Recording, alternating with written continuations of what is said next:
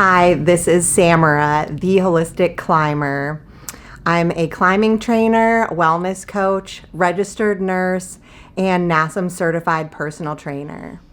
And what I wanted to talk to you about today is being an athlete with a chronic illness. So I have myalgic encephalomyelitis, which I've been struggling with for 8 years, ever since getting mono, which is caused by Epstein-Barr virus. I got that in 2015, and since then I've also been diagnosed with Lyme disease, and I also have had hypothyroidism since I was in my early 20s. And so this has come with a lot of experience navigating the medical system before I became a nurse and now as a nurse. And it's also given me a lot of information about how we individuals work when we are trying to be athletes and we want to be exercising, we want to be performing, and our body is possibly telling us to rest or that it has different needs, and how to meet our body's needs and also meet our goals and meet our own needs as well. And so this world that we live in is full of toxins, unfortunately, and there's increasing rates of autoimmunity, and that's where our body's immune system begins to attack itself. And there's a lot more instances of things like lupus and MS.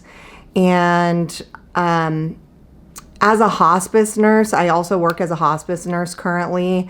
I also see a lot of cancer in people of all ages, and it just drives home to me even more how much our environment and what we are taking in, that is what our body is made of, and that affects us profoundly.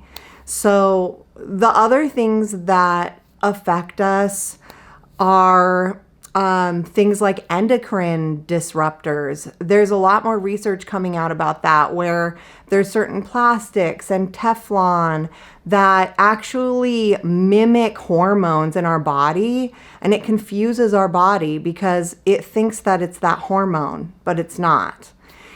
The other thing that we are, as a society, becoming more woke to is that life experiences and trauma from our lives or childhood affect our health outcomes, and that is evident in ACE scores, which is adverse childhood events. And so things like that cannot be put to the wayside when we are trying to take care of ourselves, have wellness, and also perform as athletes. I think also the American work culture and the hustle culture really, I think a lot of people are hearing this even more now, that there's a lot of research about stress, and that increases the hormones that cause fight or flight, increases that cortisol, which has negative effects for our body. It decreases our ability to fight infections. It decreases wound healing. It essentially causes us to have diabetes because cortisol has an opposite effect and doesn't allow our body to utilize insulin and balance our blood sugar as it should in a more calm environment. And so we have all of these factors at play in our lives. And then when we go push ourselves to the limit, trying to be athletes, sometimes that can backfire. And that can backfire in the form of being sick, in not feeling well, potentially an injury. And so what I really specialize in is taking a look at unique individuals and what is going on with each person.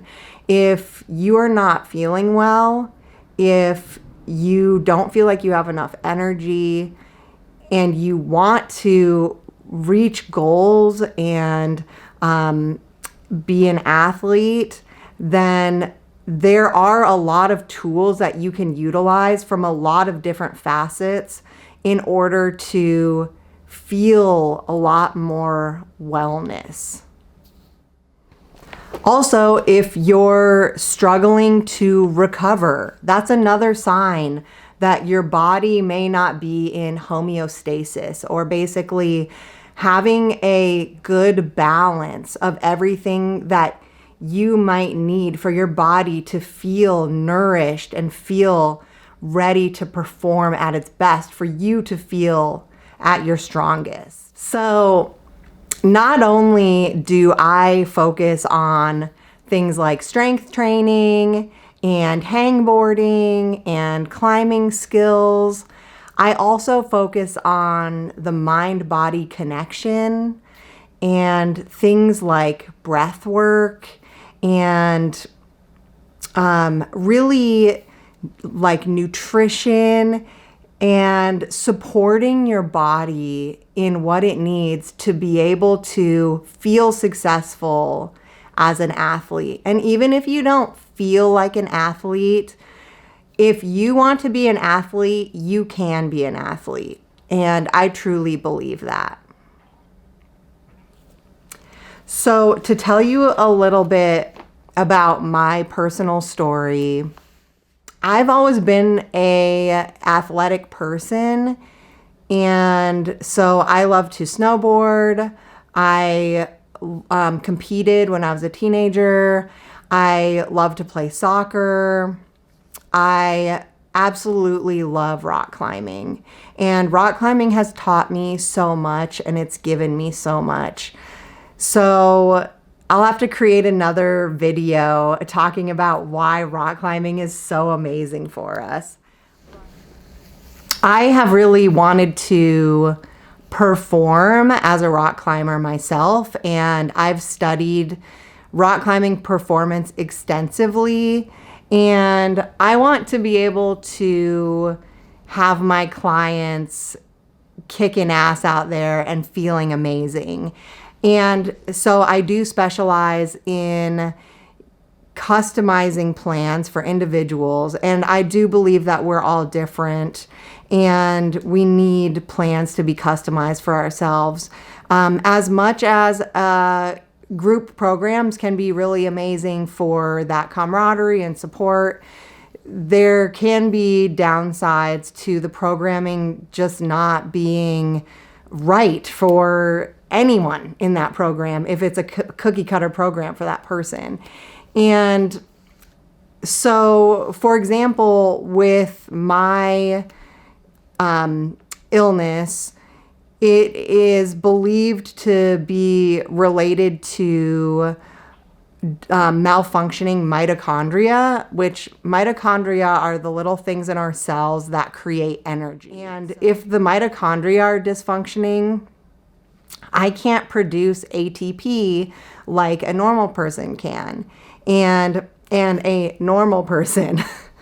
And that is on a spectrum. We all create ATP at different rates and under different environments. And so we can look at energy systems training when it comes to climbing and how to maximize our ATP so that we have the most energy to be able to do what we want to do. But ultimately, we are all different individuals, and we all have varying levels of how these things work in our body. There's also a lot of other things that are factors with how these things work in our body, like our immune system and how that is interplaying with the rest of our body. So things like nutrition and looking at stress in your life and looking at your sleep hygiene, that can really make a huge difference in how you feel to perform. So I hope that you found this helpful, and I'm going to be talking more about my experience with ME CFS, and feel free to send me any questions along the way, and I would love to answer them. All right, take care and be well.